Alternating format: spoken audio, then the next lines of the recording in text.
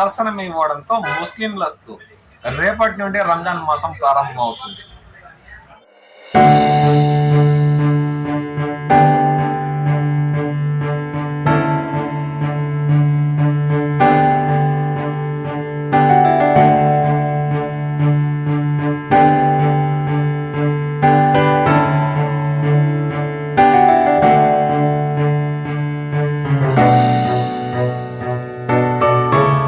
ఉదయం నుండి సాయంత్రం వరకు ఆహార పానీయాలు ముట్టుకోకుండా భక్తి శ్రద్ధలతో 30 రోజుల పాటు రేపటి నుండి ఒక్క పొద్దులు అంటే రోజాలు ఉంటారు. భూమి మీద బ్రతకడానికి భయం భక్తులతో పాటు ఒక్క పూట అన్నం లేకుండా ఉండే పేద ప్రజల కష్టం ఎలా ఉంటుందో కూడా ఈ మాసంలో తెలిసి వస్తుందన్న నమ్మకం కూడా వారిలో ఉంది.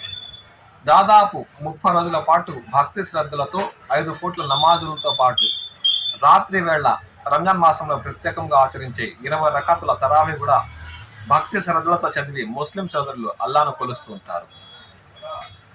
అలాంటి రంజాన్ మాసం రేపటి నుండి ప్రారంభం కావడంతో వారు ఆనందం వ్యక్తం చేస్తున్నారు.